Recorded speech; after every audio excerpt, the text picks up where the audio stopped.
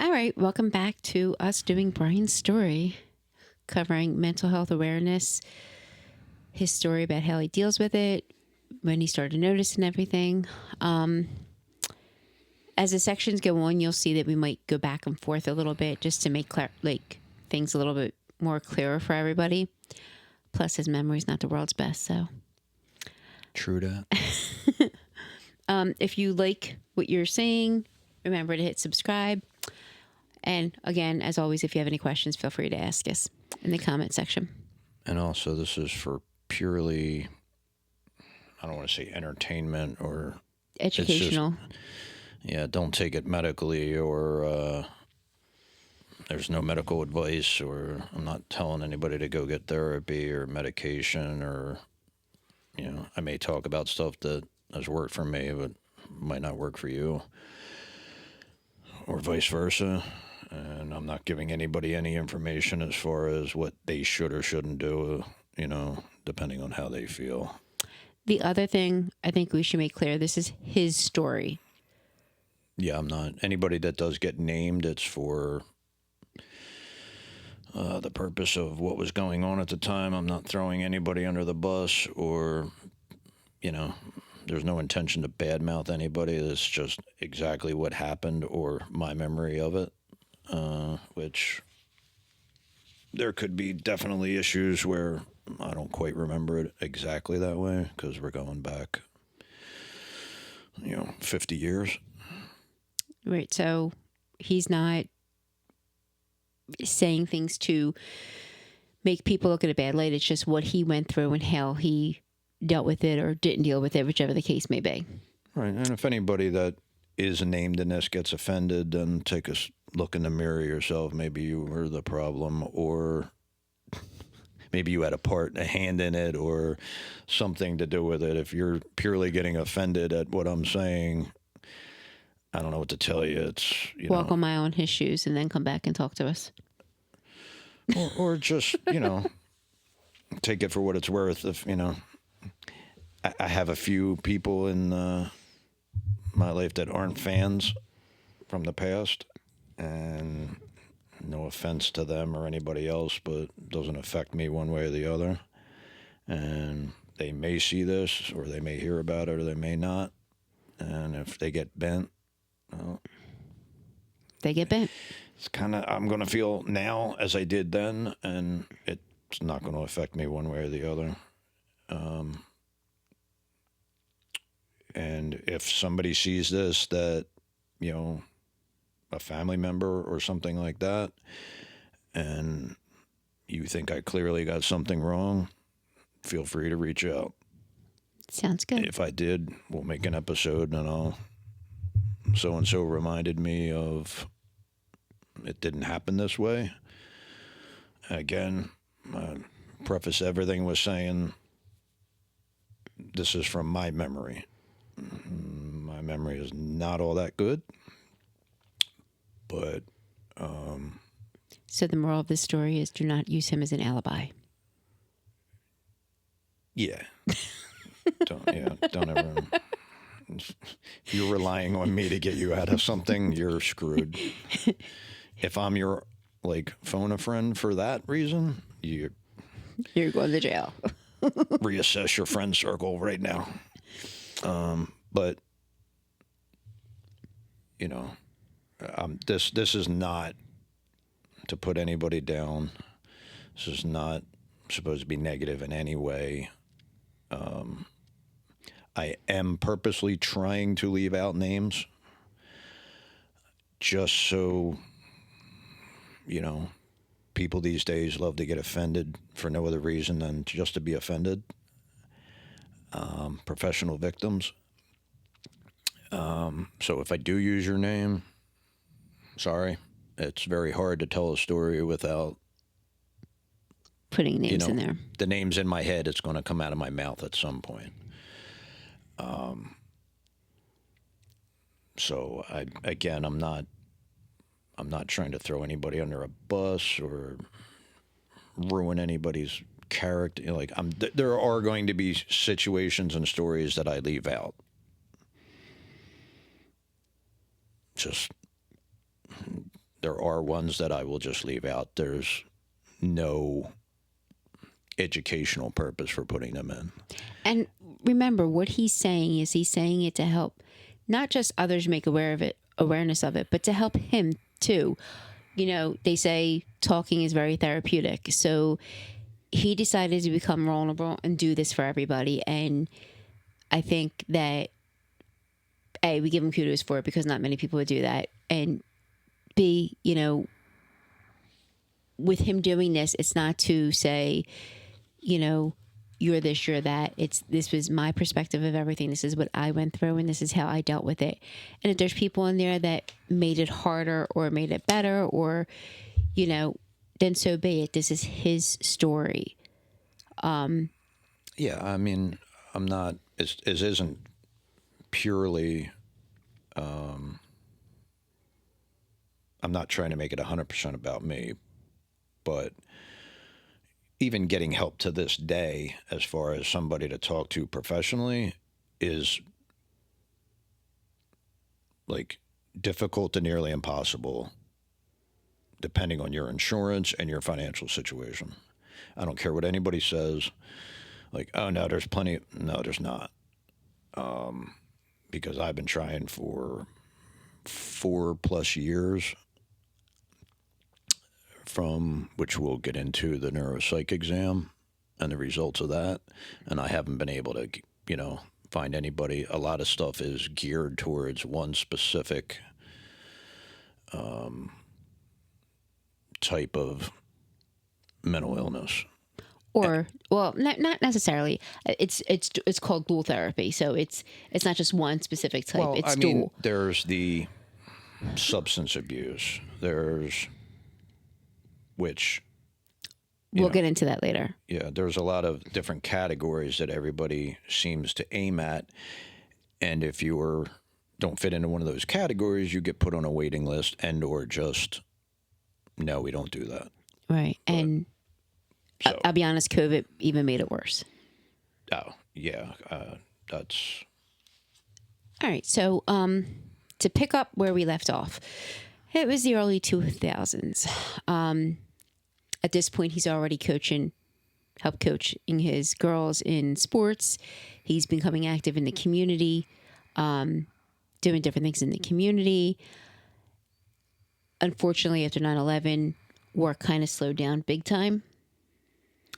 yeah, the agoraphobia, we talked about that last time. The agoraphobia had kind of, because I kind of thought about this since the last time, and the agoraphobia, or I don't even know if it's really agoraphobia, because I wasn't around people.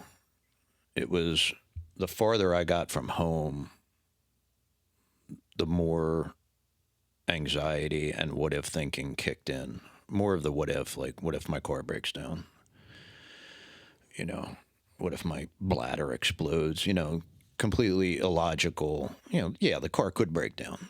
Right. Your bladder probably won't explode, though. No, that hasn't happened yet. Yeah, I mean, But it kind of suck. But but there was all, like, you know, what if I need to use a bathroom? Well, at 3 a.m, your choice is out in the middle of Chester County and Lancaster County. You know, you're out in no man's land. man's land, and it's like, well, you're pulling over on the side of the road and doing what you got to do. But it was more the car breaking down or something like that and being stuck.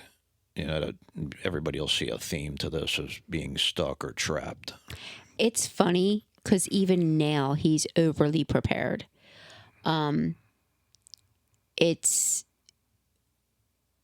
He's probably the only person I know that in his car has winter clothes in case his car breaks down in the winter. I have probably more tools. We started riding a motorcycle, and in the storage compartment, there's probably enough tools to rebuild the motor. Yeah, he's very OCD wouldn't be the word, but he goes from one extreme to the other. Like, he wants to make sure if something happens, it could be rectified right away. Or at least not right away, but rectified. He doesn't want to have to be. I want to be able to do it myself. I was going to say don't- dependent on somebody else. Yeah. I don't want to have to wait for somebody for hours for, roadside to show up. I want to just be able to fix it and keep moving. So, and I see that still today with him. And I'm just like, you do you. Like, whatever you need to do, you need to do. And that's cool. Yeah, when I was still delivering the luggage, I mean, I had a full-size toolbox in the car. See, to me, that's not abnormal, though, because I had that because my but ex was a mechanic. Maybe some of the tools that were in there, like Yeah. I had specialty stuff for swapping the spark plugs. Who's going to change their spark plugs at 3 a.m? Like, if that's an issue, you got other problems. It ain't just the plugs. I have a problem because I went down and did it for Patrick, but that's a whole different story. Well, I'm saying, but I had like specialty tools Right. for things that you weren't going to be doing. Right. So it was like It was your again- security blanket. Again, like you said, yeah, being over prepared. Like it was like making a Boy Scout look ridiculous. And if you think about it, most people that deal with these kind of thoughts, and everyone has some type of security blanket. Yours was just making sure you have everything. We've talked about this with your medication. Mine was more home. Like that was my, like if I was in my house, I could deal with just about anything. Like, yeah, I'd still have panic attacks and the anxiety and everything, but That's your safe zone. I wasn't, and it's, in those years, it shrunk to the point of just home, and my town. Like during the day, forget it, nobody really saw me much. It was at night, that's when you would see me more, and,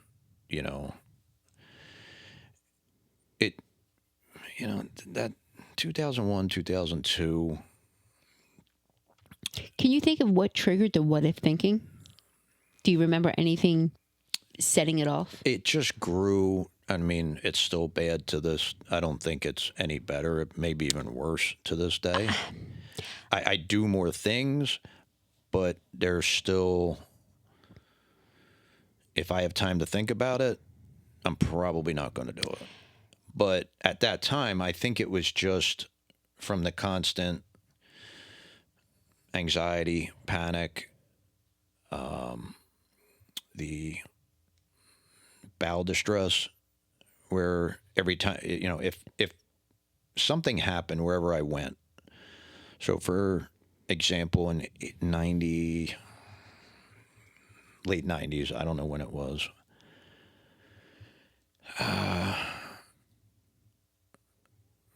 the whole family went down to Ocean City, New Jersey. Okay.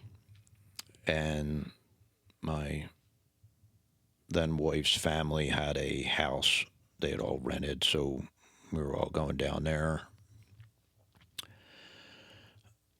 They were going to stay, but I was going to go down for the day and then just head home. At night, I wasn't sleeping over. Still really don't sleep over anywhere.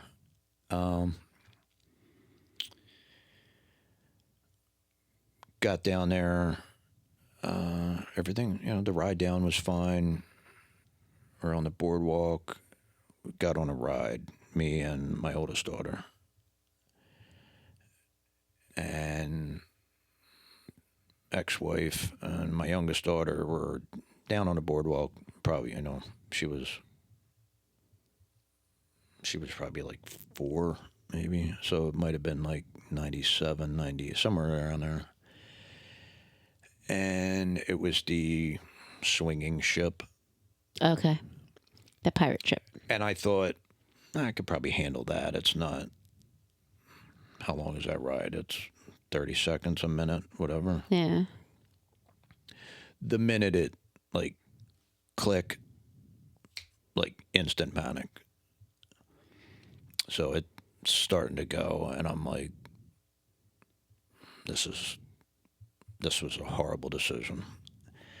And my daughter, who was sitting next to me, again, kids and other people could tell there was something wrong with me, even sometimes before I realized it. Now, I already knew, but she literally asked me, "Are you all right?"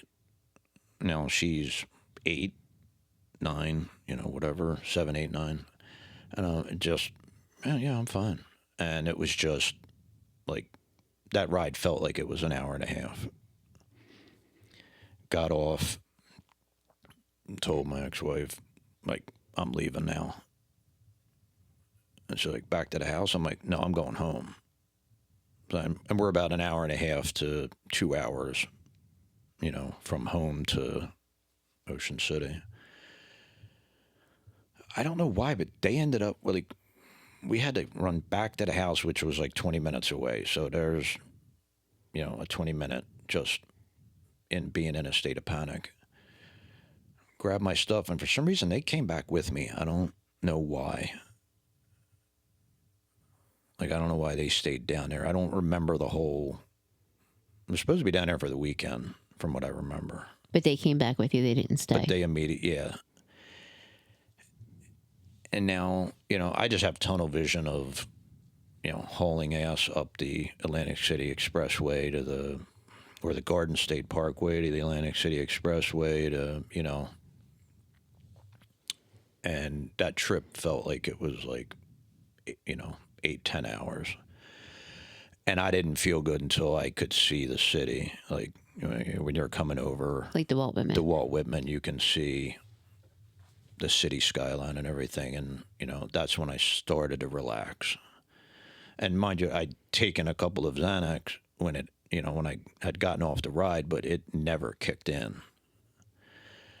So literally that was the last time I was down the shore until 2016. And that was only to go run down there to pick somebody up and run back. I was like, that was it. So there's instances like that, or if there was somewhere that I had went during the day,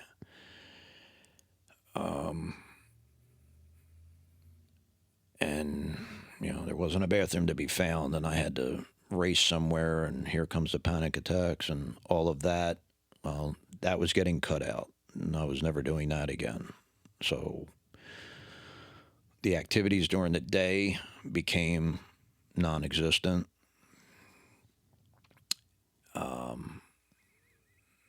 I had gotten caught in traffic one time in Delaware on I-95, and literally, my kids were in a car. I turned that thing around and drove in the wrong direction through traffic to get to an exit, to get off of it, and then turn around and go back home. I don't even know where we were going.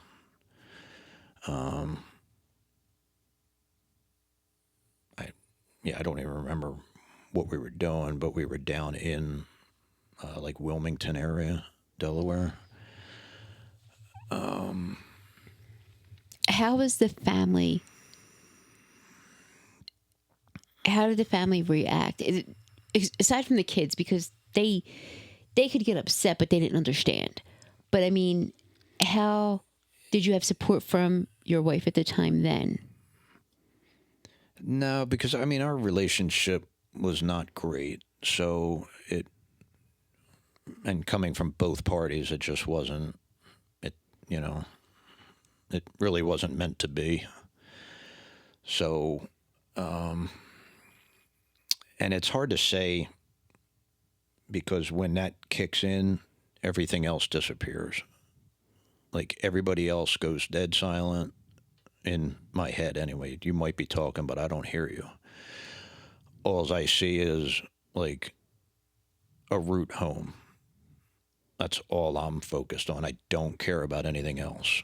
Like, there's like probably a dozen times where instances like that happened early on.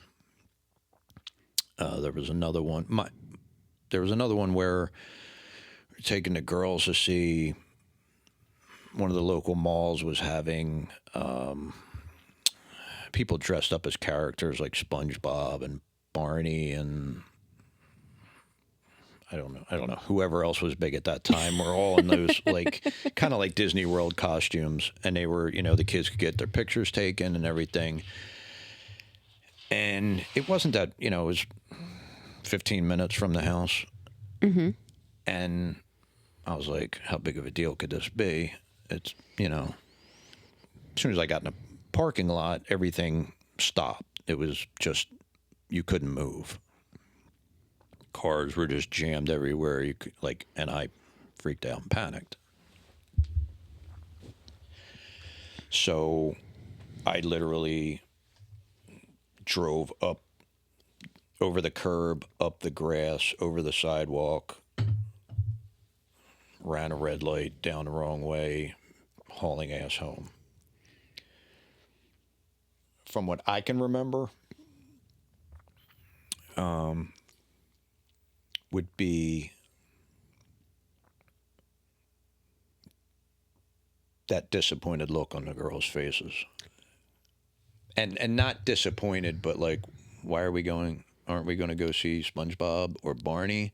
Right. That's understandable though because of their age. They didn't understand it. They couldn't grasp it. You know, especially when they have friends whose parents are doing different things that you couldn't. That's understandable and even acceptable because they're kids. But they also feed off of how the parents react.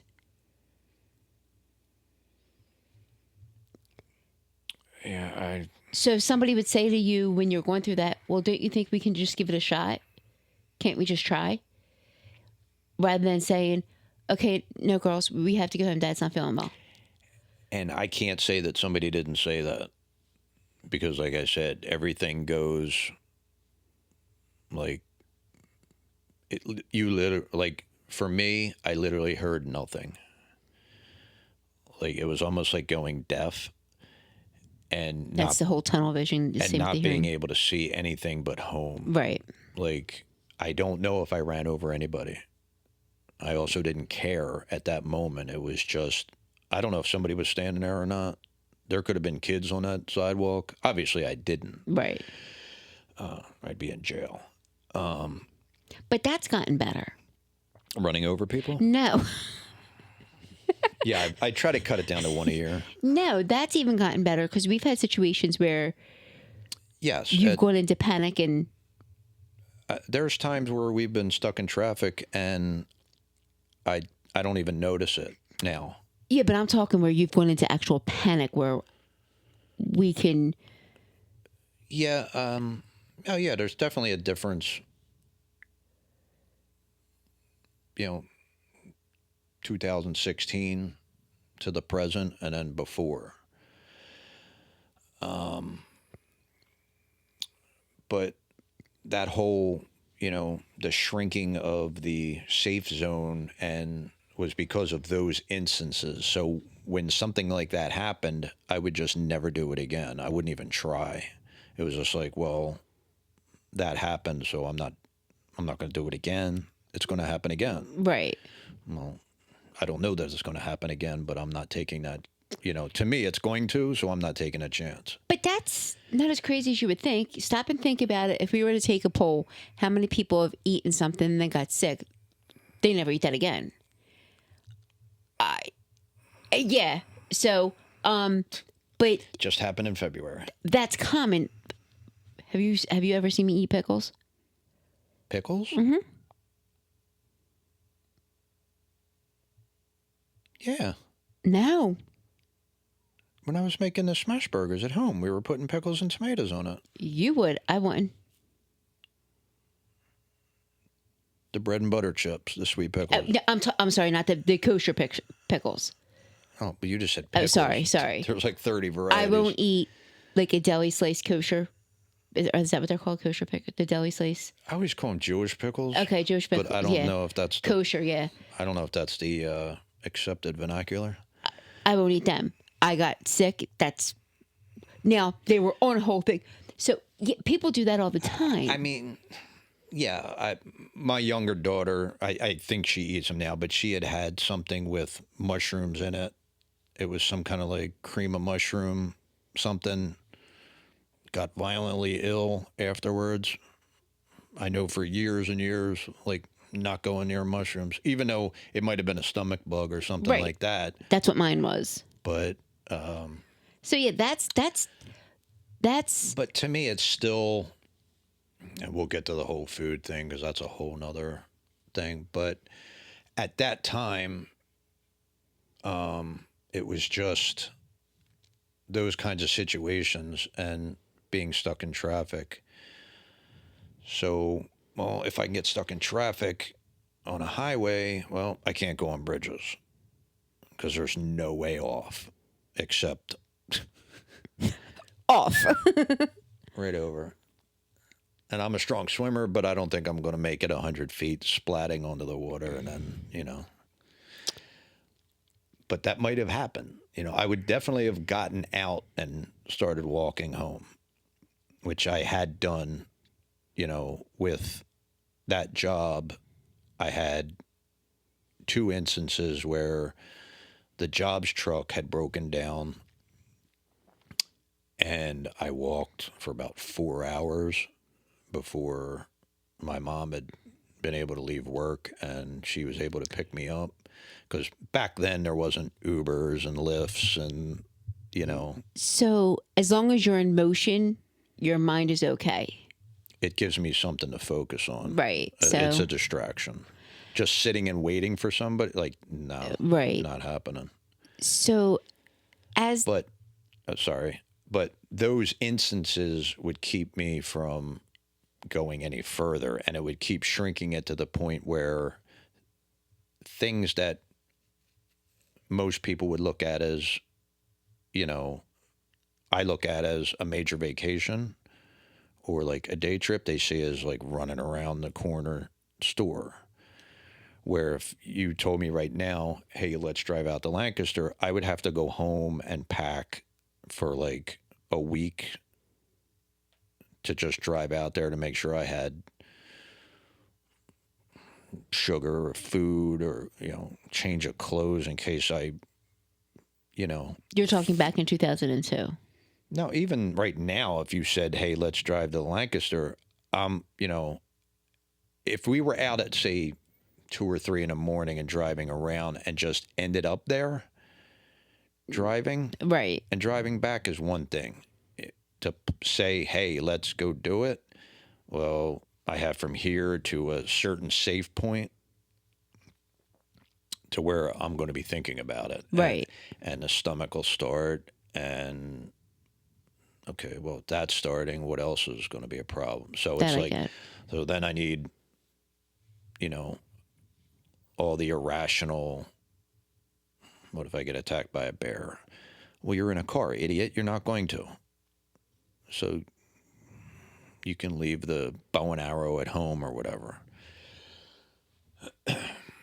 It's, it shrunk it to the point where I ended up being in one room of my house most of the time. What do you think started to change where you started to come out again?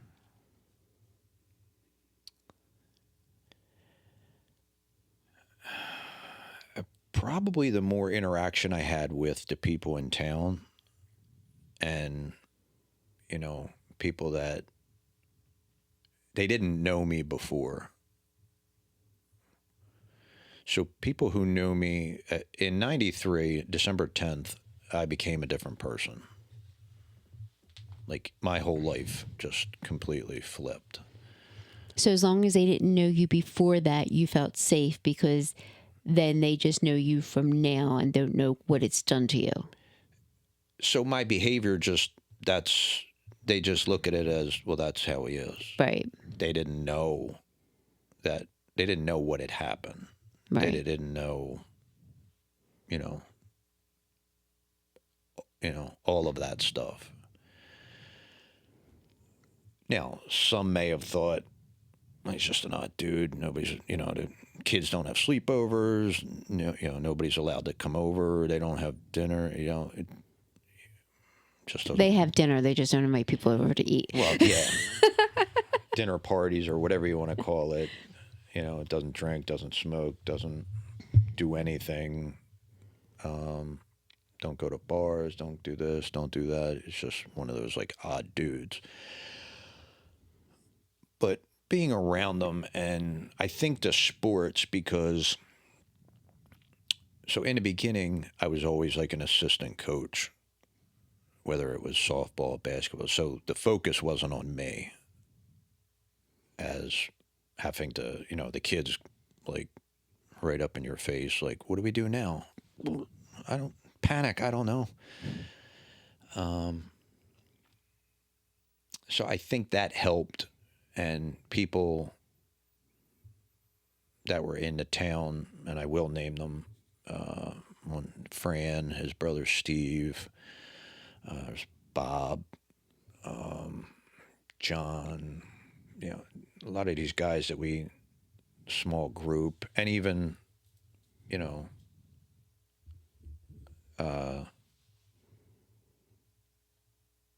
you know, even some of the women that we ended up being in like a, all our kids were friends and we became friends and hang at their houses and poker and all that stuff just gradually to where it was kind of,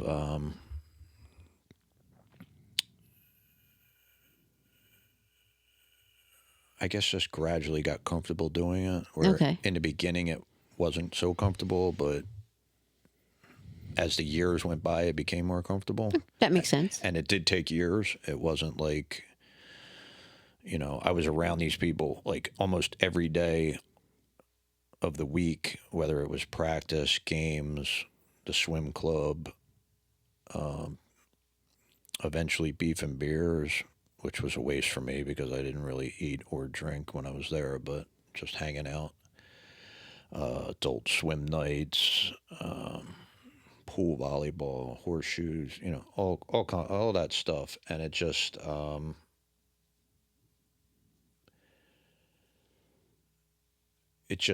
made. I guess there was just so much stuff going on that it was a distraction. That's what. Okay, yeah, that makes sense. I didn't, by the time I woke up, it was time to go to practice or get them ready for a basketball game or a softball game, or get in the minivan and, head to wherever we were at. And there were still games that were too far that I didn't go to, whether I was coach, parent, whatever, didn't go. Okay. Just too far. So that kind of stuff is what eased it up, I think. Could have also just been time, where Combination of both, maybe. get used to the panic to where you don't even notice it. Like people say, "Oh yeah, I've had anxiety attacks," and I go, "Yeah, that's like me sneezing compared to a panic attack." To them, it's horrific because So- that's the worst thing they've ever had to deal with. But a panic attack and an anxiety attack are two totally different things. So, for clarity, somebody who is somewhere and they feel like things are starting to close in, an elephant sitting on their chest, that would be an anxiety attack. A panic attack is where you have the fear of intimate death if you don't remove yourself from the situation. Correct. So most people at some time in their lives have had anxiety attacks. And they can come out of the blue for no reason at all. But it normally, not all the time, it normally lasts a short amount of time, where a panic attack, if you do not remove yourself where you're at, It won't subside. it won't go away. That is the difference. Well, I'll say it won't for me. Most people, it doesn't. They need to, That you'll have professionals or other people go, well, you can talk through it or breathe through it or meditate through it or whatever. And I'm like, hey, congratulations that they can do that. I can't. there are certain things that can help take the edge off it a little. And it's nothing, I hate saying it's nothing that you do, but it's stuff that would actually change the chemical imbalance in your body at the time. Like, this sounds extremely crazy, but it does work on certain people. It wouldn't work on you because you're very picky about what you eat. But if you were to eat something extremely sour at the time, it releases different chemicals in your body. So again, I'm going to disagree with that stuff. Or, I'm not going to say it doesn't work, but my opinion, it's like a placebo effect. I think somebody somewhere in time, like, was eating a lemon and suddenly felt better. So, no, they can. like, there's also the put the ice pack on the back of the neck, and that's supposed to help. I've tried that. It doesn't do shit. I've tried the pressure points. Doesn't do shit. So I've tried breathing techniques. Yeah, that'll keep you from hyperventilating. It does not get rid of the panic. no, you would need something that would chemically change what's going on. That's why medicine works. The medicine drops certain thing. It doesn't get you out of it. It makes it start to be somewhat not controllable, but It makes it tolerable. tolerable. Yeah. So the sour, I actually, I did this when I was in school for nursing. They were doing scans on somebody, and you actually saw each scan. And yes, when they ate the salty stuff, didn't make a difference, but when they ate the sour, you would see the colors change, and that there's something in the body. Now, if you think about it, you eat something sour, what's the first thing you do? Make that face. Yeah, so it releases different endorphins in you. So that's why. Now, is it going to work for everybody? No, not at all. That's why I'm saying it's kind of like that placebo effect or it's a distraction because you're now focused on what the hell? Like your face is starting to scrunch up. So you're not thinking about dying. You're thinking about why is my face doing this? I get that, but it's the adrenaline or whatever it's kicking off in the body to help subside it. Or make it tolerable. It's not going to make it go away. To me, that sounds like my rib hurts, and then somebody stomps on your foot and goes, "Does your rib hurt?" Well, yeah. Now it just hurts with my foot.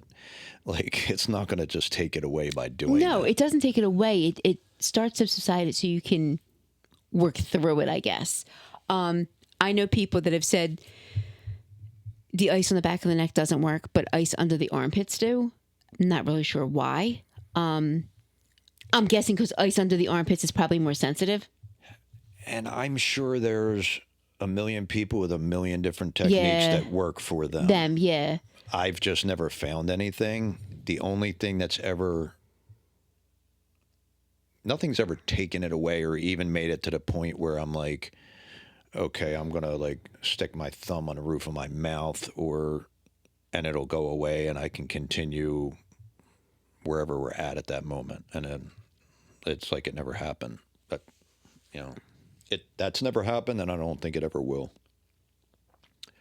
But the closest thing was always having the talk radio on, because I could get into the conversation, or they would be broadcasting a sporting event, the Flyers or the Sixers, and back then I was a big Lindros and Eric Lindros and Allen Iverson fan. So I would listen to the games while I was working, and it would keep your mind going. You could get into the game. You listen to the play-by-play and the color guy and all that, and you could actually, get yourself like you're there, right? Or you're watching it on TV. So all the other stuff, I've tried all the distraction techniques as far as, I had one guy tell me, think of somewhere, like what's one of your favorite spots to go? I was like, used to be like Lancaster to the old steam engines. He's like, all right, don't think of getting out to Lancaster, just think of being next to the steam engine and the wheels starting to turn and the smoke and the sounds and all the movement. And it's like, okay, in a slightly anxious moment, that can be fine. And that can take your mind off of it.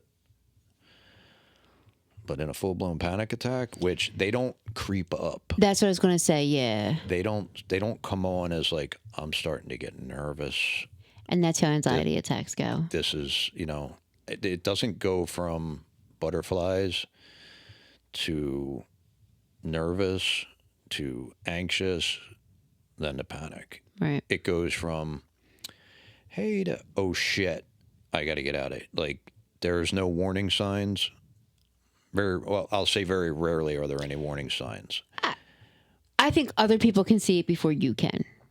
Well, then it would be helpful if somebody would hold up a flag and let me know it's coming. So as time went on, you were doing more in the community.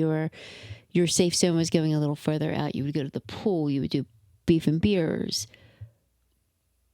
And I was involved in setting them up and. Right. So how is everything else going? Like, how was your mental then? I mean, while I'm there and I'm doing things, it was fine. At home, not so much. It was weird because it went from,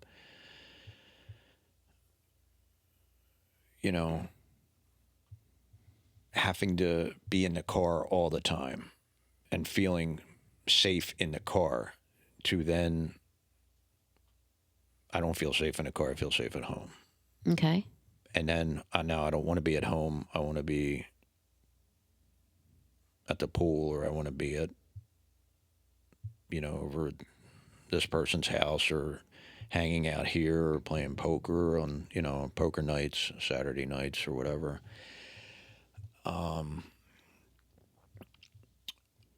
Like I would literally, there'd be a game down at the community center that was maybe the older boys league or a men's league, and I would go down just to watch that because I didn't want to be at the house anymore because it was a headache. Just the relationship part was, had gotten to a point where it was just, I want out. Would that trigger problems as well with the panic and the anxiety? No, not. I can't say that it did. Okay. Now, the anger and the rage and that stuff, that definitely is where it kicked in. And again, that the no patience, short temper, rage that's all on me. That's not, to let somebody else trigger you or to let somebody else push your buttons and to get you to that point, it's still your fault. I get that, but no matter what they do, and that's where I failed as a father, is doing that stuff in front of my kids. I mean, it's wrong to do it at all, but doing it in front of the kids and not giving a shit at the time to just exert my authority was just wrong. And, that's something that I'll, I get that, but if the first time, even the second time, after that, somebody knows how to push your buttons. I'm not saying it's right by the way you reacted. But why let them? That's like we teach our kids, just because somebody calls you a moron doesn't mean you go up and smack them with a baseball bat. Right, I get that, but... It's the whole sticks and stones thing. I get that, but... And as a 20-something, 30, 40, like, am I raging for the sake of just raging? Or are you raging because you have so many other things going on? I'm not justifying your raging. Trust me, you know that. Or is it because you're not working right now? Bills are piling up. You're not getting any help. And then instead of saying, here, let me do this for you, it's poke, poke, poke, poke. Could that have been part of it too?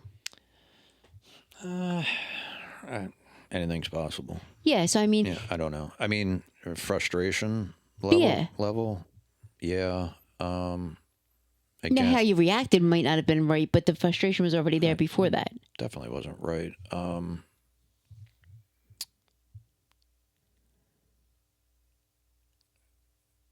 And, people learn behavior. It's like, yeah, but if I acted out like that as a teenager, which I did, you may say, well, that's learned behavior. But once you're an adult, and you'll still have people that are on TV or professionals go, let's learn behavior. It's like, yeah, but you get to a certain point, you know that it's not right. So just don't do it. Like, control yourself. It's not that hard. I still lose it. I'm not I'm not saying that it's right. I'm just saying there's plenty of times where I have not lost it. So if I can do it then I can do it every time. Right. I mean, it's So it's not that hard. no, and It's easier to pick something up and throw it against a wall, or jump out of the car and go after somebody because they almost hit you and you're in a road rage thing. I road raged at home. The fact that which is weird because the two of them don't really go together. The fear and the what if and the panic doesn't go with the uncontrolled anger, rage, and just doing stuff where you could end up in jail, or at the very least arrested or removed from your home. If somebody had called the cops, I could have been removed from the house many times. it does go together though. It's irrational thinking. You're not thinking clearly. Yeah. That I'm not justifying it, but that's No, why. I'm not saying it's justified. It's just, it doesn't make any sense to me because it's like the last place I want to end up is in jail. Right, but you which- weren't which is- thinking clearly when you raged. But again, if I'm in the car and suddenly I get stuck, it's panic. I want to get out of here. Okay, then why are you raging? Somebody could call the cops. You could end up in jail for the weekend. And guess what? You can't get up and walk down the other side of the prison and leave. You're going to be in there. Right, but it's the whole. And I can only imagine the level of panic I would have if I was in prison. And not because of being surrounded by people, criminals or whatever, just because I couldn't leave if I wanted to. Right. That's the only reason that, I would freak out. I don't care, I've been around those types of people when I was younger. It's, I have family and other people that have been in jail and prison and stuff like that, and it doesn't faze me at all. But You're not there. to be stuck, Right. now, they put me in solitary completely by myself around nobody else, and then I had to share a cell with somebody. I could probably get through that, but I'm not trying to get there.